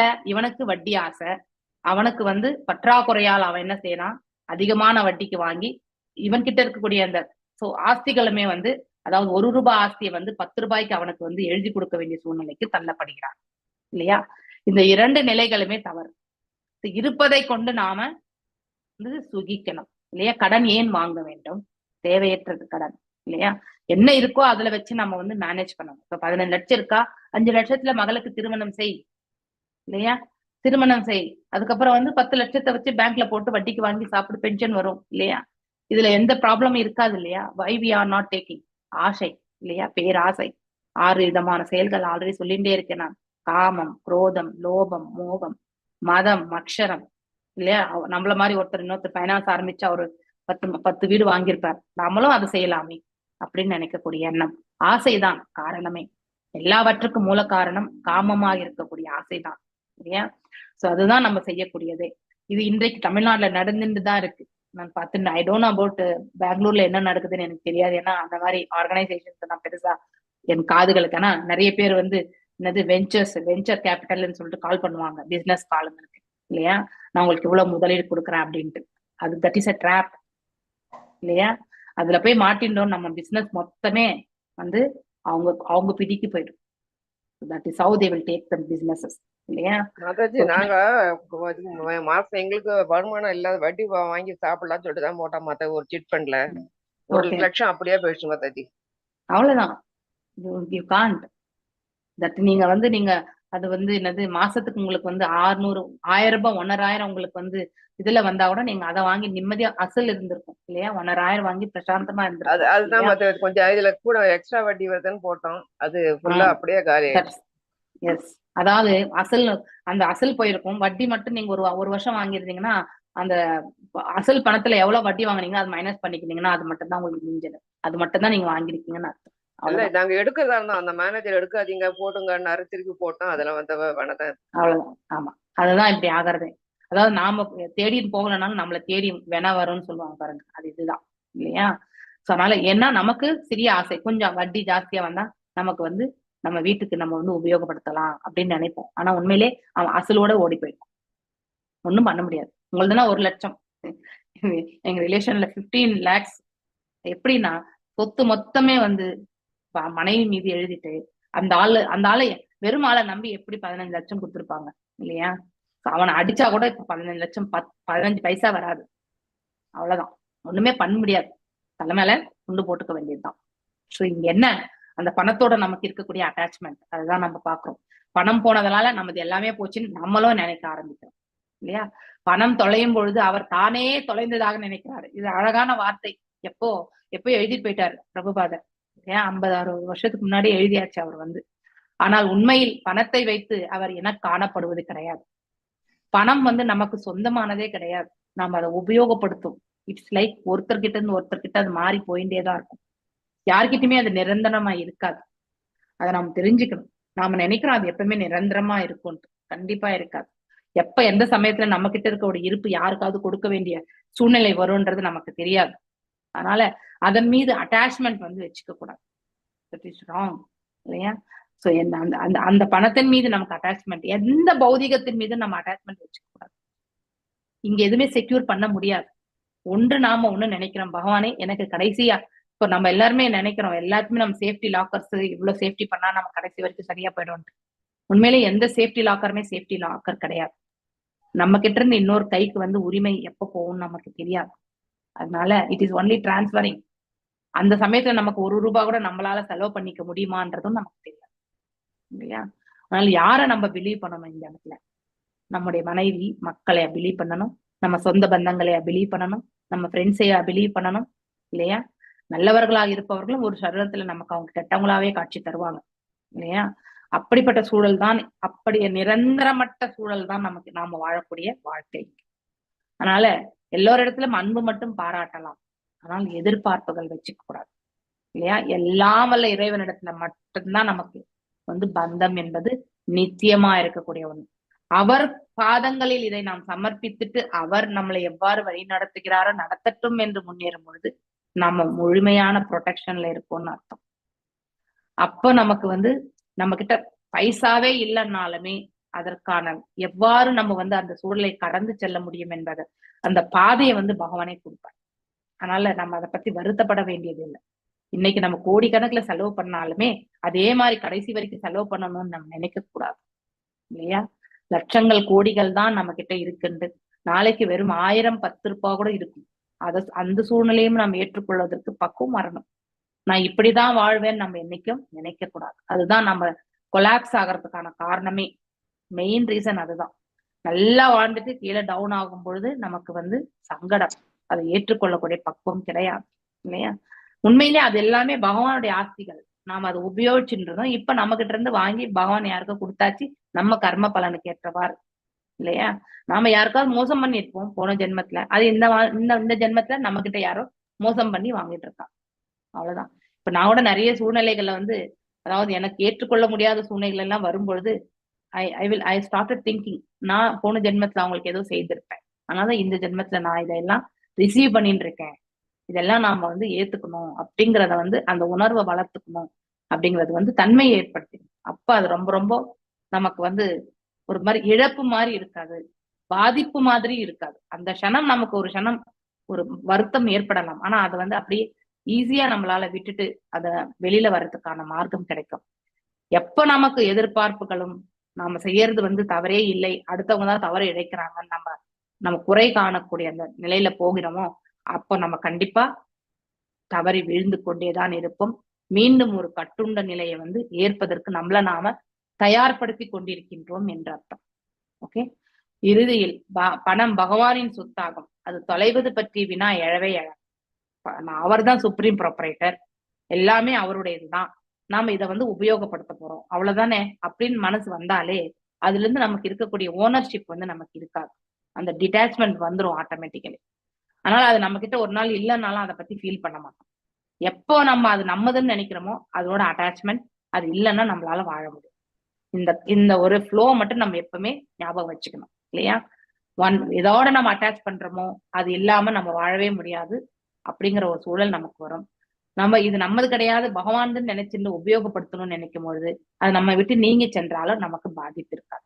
இந்த 2 வரிகளை நாம கிளியரா மனசுல வச்சுக்கணும்.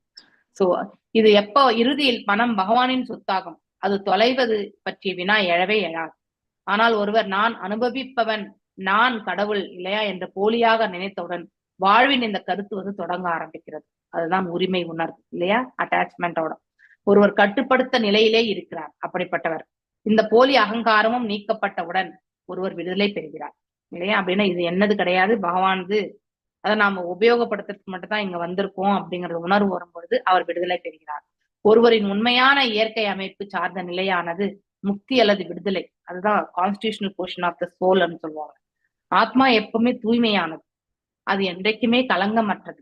இறைவனுடைய பின்ன பகுதியா இருக்கும் பொழுது இறைவன் கலங்கமற்றவர் இல்லையா? 3 குணங்களுக்கு அப்பாற்பட்டவர். அதே போலதான் அவர் நிர்குணவாதி. ஆனா நாம பௌதீகத்தில் வரும்பொழுதுனால இந்த இயற்கையினுடைய பண்புகளால் நாம ஆட்கொள்ளப்படுவதால் நாம சுத்த சத்துவ நிலைகளை இருக்கும். அவர் இந்த பண்புகளுக்கு அப்பாற்பட்டவர், is above the material modes அப்படிங்கிறத நாம தெரிஞ்சுக்கணும். அதனால்தான் நிர்குணம் என்று சொல்லப்படுவது அவர்.